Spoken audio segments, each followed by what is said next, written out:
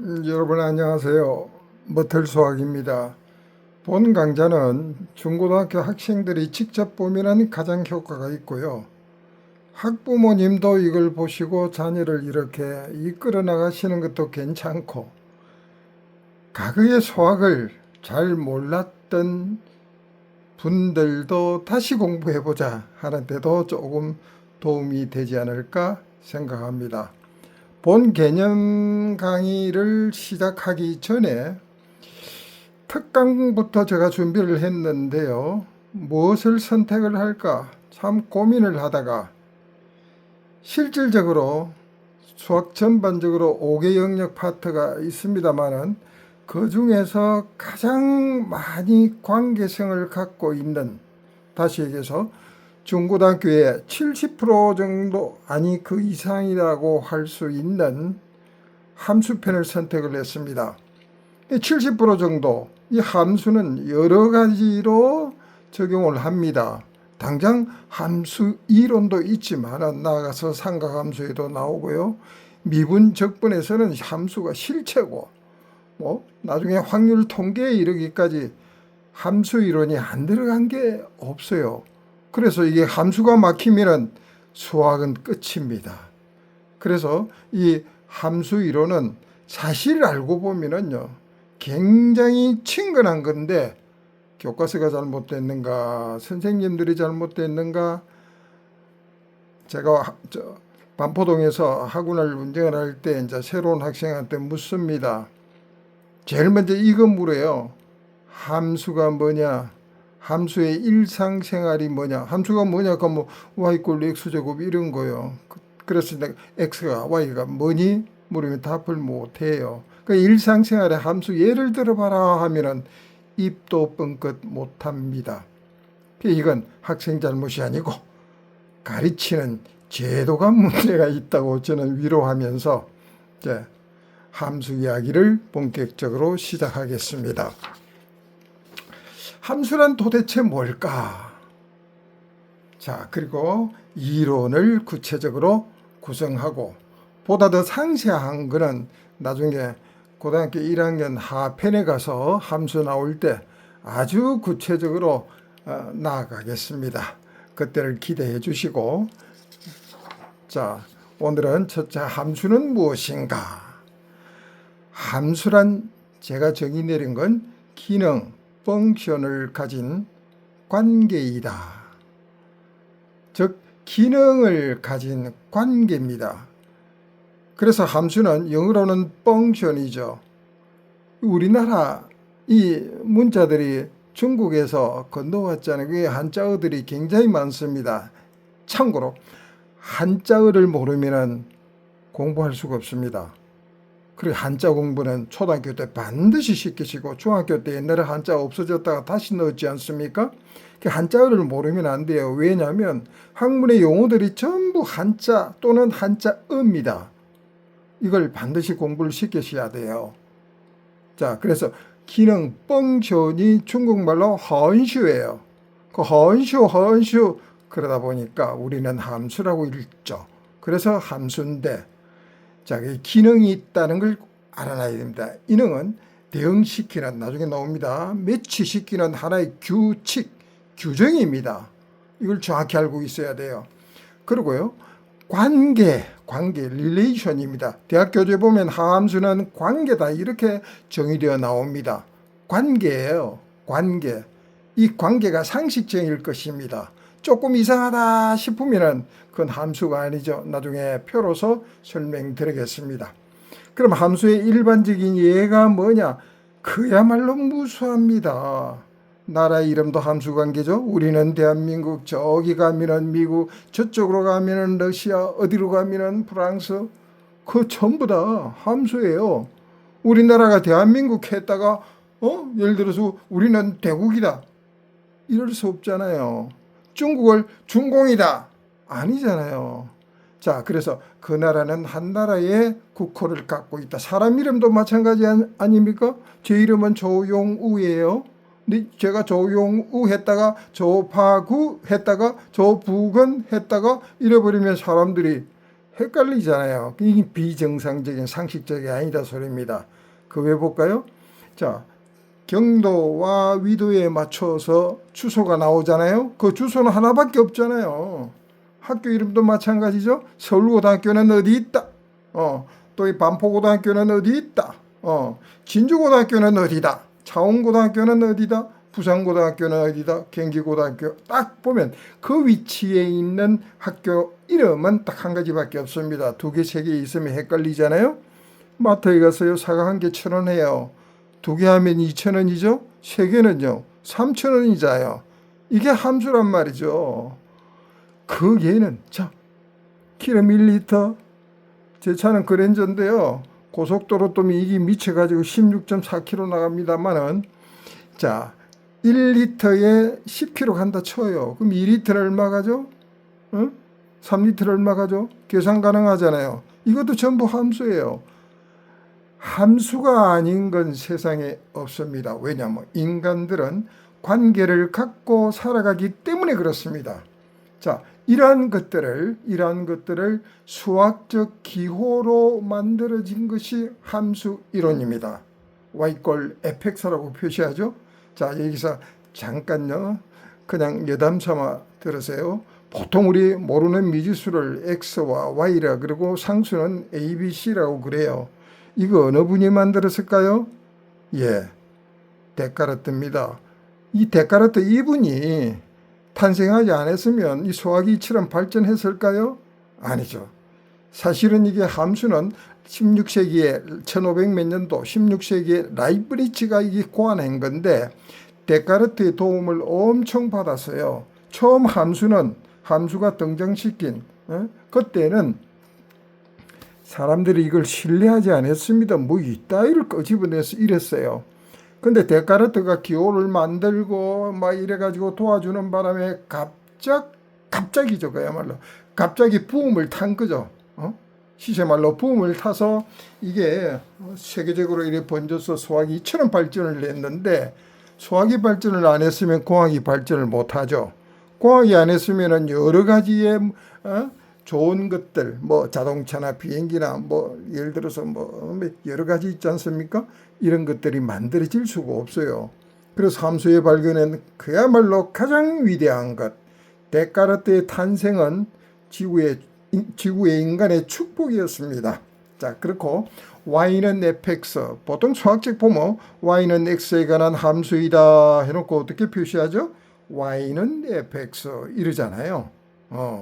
등호 얘기 잠깐 할까요? 이 등호 보세요. 는 있잖아요. 같다를 왜 이렇게 표시하는 줄 압니까? 이 세상에서 서로 똑같은 게 뭐가 일까요? 이 세상에서 똑같은 쌍둥이 얼굴 다릅니다. 젓가락 길이 자세히 현명으로 보면 달라도 뭐가 달라요.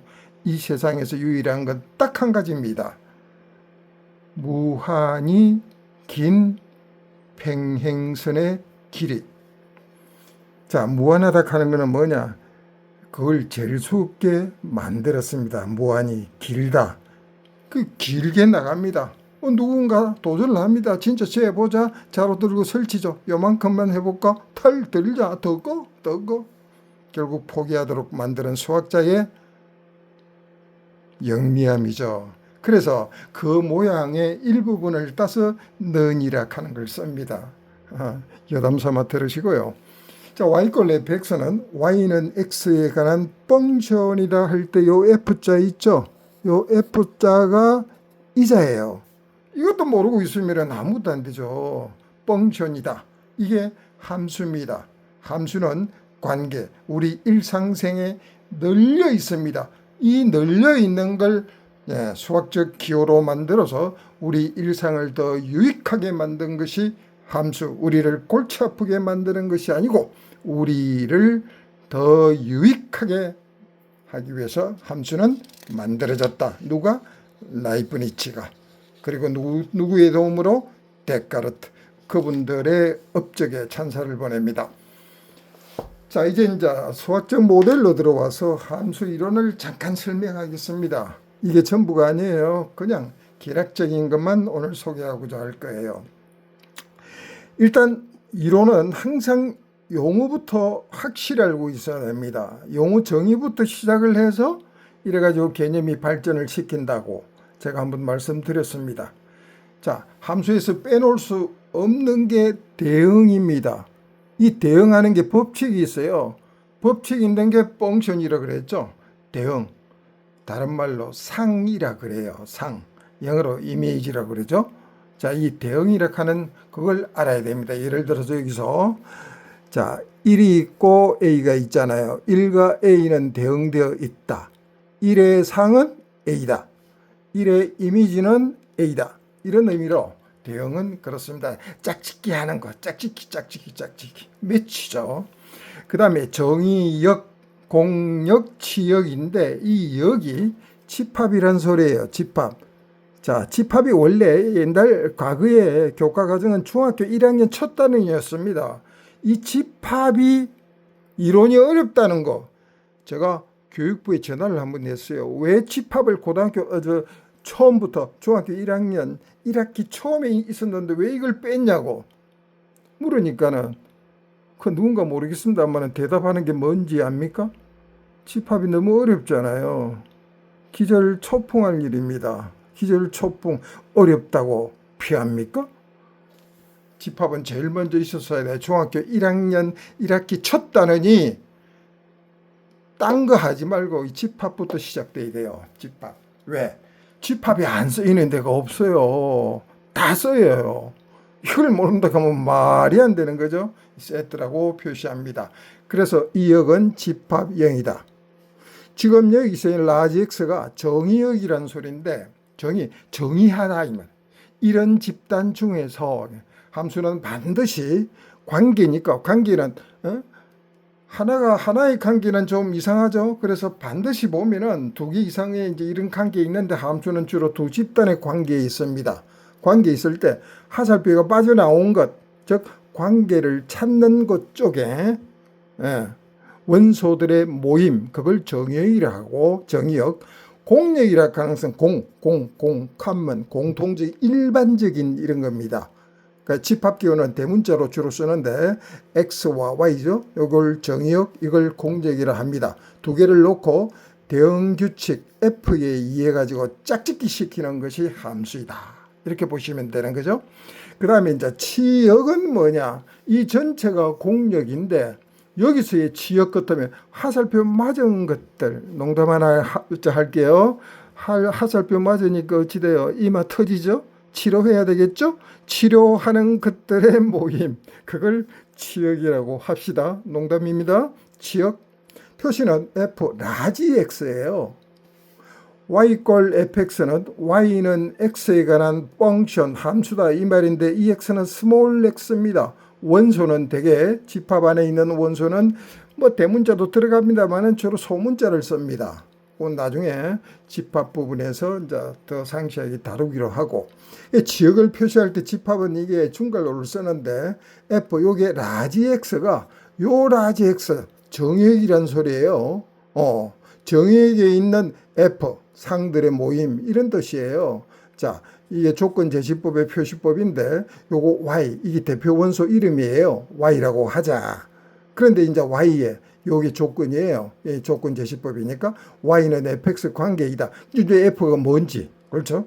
여러 가지가 나옵니다. 이 f에 따라서 그것이 1차 함수냐, 2차 함수냐, 뭐 분수 함수냐, 삼각 함수냐, 뭐 유리 함수냐, 여러 가지 초월 함수냐 등등 여러 가지가 나오는 그 y = fx. 그다음 이 x는 어디 있느냐? 정의의 원소 요게 이자 생기죠. 이자 대문자 있잖아요. 요거 이자 대문자.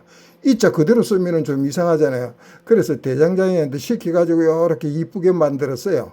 그래서 이게 엘리먼트 원소라고 그래요. 원소 기호를 쓸 때 이런 기호를 씁니다. fx는 y는 fx 이렇게 씁니다. 이게 치역이라고 그래요. 자, 이러한 용어들은 확실히 알고 있어야 되고, 그 다음에는 이 대응시키는 방법에 따라서 함수 분류는 그 형태에 따라서 여러 가지로 분류됩니다. 여러 가지로 분류되는데 일단은 이 시간에는 대응되는 방법에 따른 분류만 다루기로 했습니다. 단사함수 1대1 함수 관계라고 되어 있어요. 단사는 그 전에 용어인데 없앤 우리나라에서 옛날에 쓰다가 전단 교과과정 5년마다 바뀌잖아요. 몇 년 전이 한참 됐어요. 그때는 단사함수라고 썼는데 그것도 없애고 1대1 함수관계라고 교과서에 나옵니다. 근데 이런 용어들은 대학 가면 다시 등장합니다. 이상하지 않습니까? 고등학교 때 없애놓고 대학 가면은 다시 나와요. 그렇죠. 이 일관성이 없어요. 우리나라 교육 좀 정신 차려야 돼요. 전사함수는 뭐냐? 교과서에는 x에서 y 위로의 함수다 이렇게 표시해요. 전사함수. 전부 다 죽었다 이 소리입니다. 전단사 함수는 단사이고 전사 합쳐서 전단사예요. 교과서에는 1대1 대응이라 그럽니다. 대단히 중요한 함수예요.